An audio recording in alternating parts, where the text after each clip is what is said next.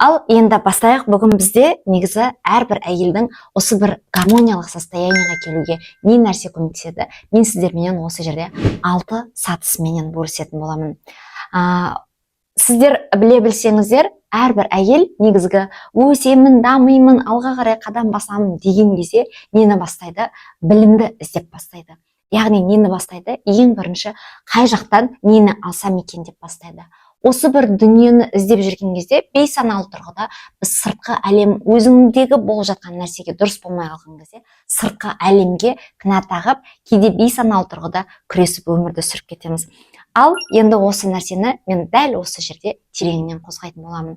Сіздердің алдарыңызда отырған мен Гаухар Бегейқызы, нейрокоуч боламын, дипломированный, және де бүгінгі тақырыбымыз гармониялық өзіңмен қарым-қатынасқа не нәрсе көмектеседі, сол дүниені мен сіздерге айтатын боламын.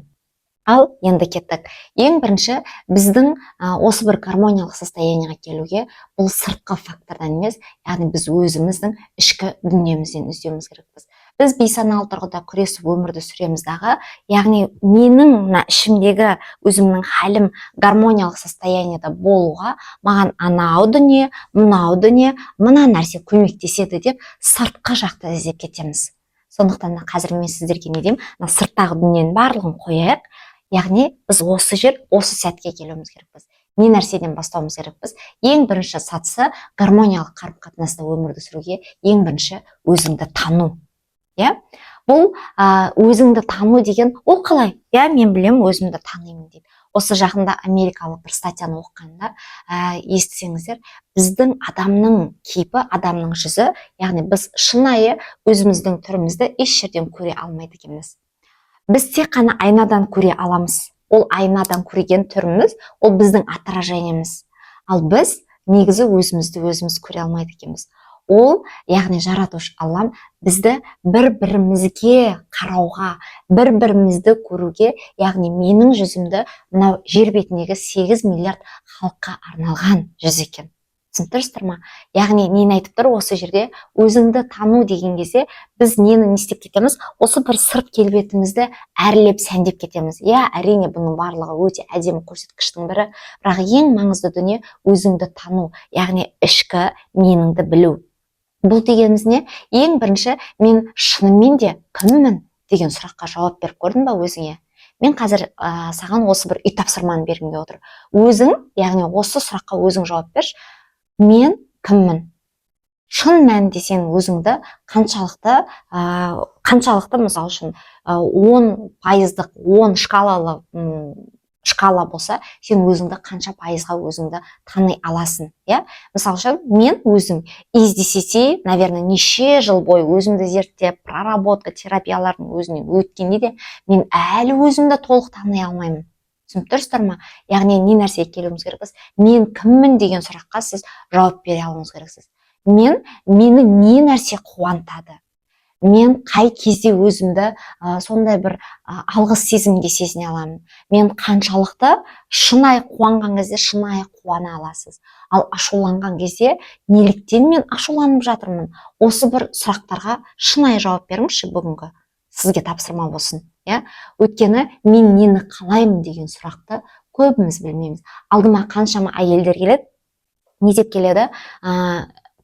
Алдыма жұмыс жасауға келеді. Окей, хорошо. А запросыңыз қандай? Нені қалайсыз деген кезде, яғни ішіндегі өзінің қалауын білмейді. Нені қалайтыныңды өзің білмейсің. Мен мысал үшін нені қалаймын? Мен қазіргі, например, өзімнің осы бір алға қарай қадам басуыма, үлкен масштабқа шығуға, өзімдегі керек емес сезімдерді, мысал үшін кінәлау, ожидание деген сезімдердің барлығын мен былтырғы алдыңғы жылдары жұмыс жасағандығым. Не нәрсе керек емес маған, және де мен не нәрсені қалаймын, осы бір дүниені өзіңнен анықташы дегім келеді. Бұл сыртқа қарай емес, яғни бүкіл стрелканың барлығын өзіңнің ішіне бұру, өзіңді тану. Түсініп отырсыздар ма? Бұл өте маңызды дүниенің бірі. Егер сіз осы сұрақтарға жауап берсеңіз, уже өзіңізді тануға, өзіңіздің ішкі меніңізді тануға сіз алғашқы қадамдардың бірін жасадыңыз. Енді әр қарай негізгі осы өзіңді тану, бұл гармонияның, яғни алғашқы дамуы. Ең алғашқы өзіңізге қарай осы бір гармониялық өмірді сүру мектептегі алғашқы сатылардың бірі.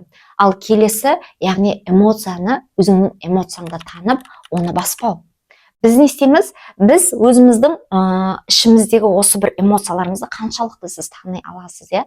Мен осы уақытқа дейін не істеп келдім? Эмоциямды тани алмай келдім. Эмоциямды басып келдім. Эмоциямды өзгелерменен кінәлатып келдім. Менің ашуымды көтерген анау көрші, менің ашуымды көтерген Мағрипа, менің жыныма тиген анау Таңшолпан, менің ашуымды келтірген Айшолпан деген сияқты не істеп келдім? Бүкіл өзімнің ішімдегі болып жатқан сезімдердің барлығын сырттағы біреулерді кінәлау арқылы өзім, яғни сондай бір төмен сезіндім, иә? Ал бұл дегеніміз не? Яғни сен эмоцияңды әлі тани алмай тұрсың, өзіңнің эмоцияңды әлі сен басқара алмай тұрсың. Осы жерде не істейсің? Сен өзіңнің эмоцияларыңды танып бастайсың. Ашу ма? Танысасың ашуыңмен. Я, ашуым.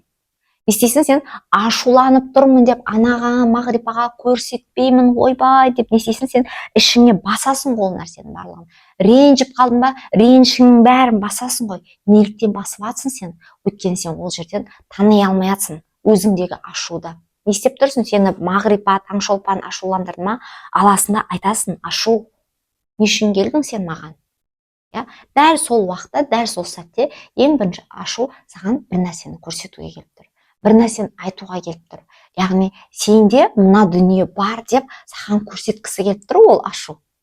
Ал біз не істейміз? Ол ашуды барамыз да басып тастаймыз. Сөйтіп басып үйге келген кезде әлсіз адамдарға осы бір ашуды көрсетеміз. Яғни кімге көрсете аласың? Кімге сенің күшің жетеді? Ол әрине сенің балдарың болуы мүмкін, ол әрине сенің күйеуің болуы мүмкін, не болмаса анаң болуы мүмкін. Күшің әлің жететін адамдарға барасында сен ашуыңды көрсетесің. Бұл ашудың арты ең бастысы қаяқтан басталды? Таксист бір нәрсе айтты, сатушы тағы да бірдеңе айтты деген сияқты, не болмаса жұмыста бір коллегаңмен сөзге келіп қалдың деген сияқты, сонау жақтан туындады. Бірақ бейсаналы тұрғыда бұл ашуды сен өзгеге беріп қалып, бұның артында не кетеді? Опять же, өзіңді сол жерден кінәлауға кетіп қалып жатасың. Сондықтан да айтам, бұл жердегі сенің осы бір гармониялық состояниеға келуге екінші сатының бірі, яғни сенің осы бір ашуыңды баспау, керісінше өзің ашуланып тұрсың ба, сол ашуды сезініп, өзіңнен танып, бұл нәрсе маған не үшін келіп тұр деген сұрақты қою арқылы өзіңдегі эмоцияларыңды. Келесі деңгейі, яғни өзіңнің гармониялы қарым-қатынаста өмірді сүруге, бұл сенің денемен байланысың. Денемен байланыс дегеніміз, бұл сіздің, яғни мименен дене бәрі бір ғой.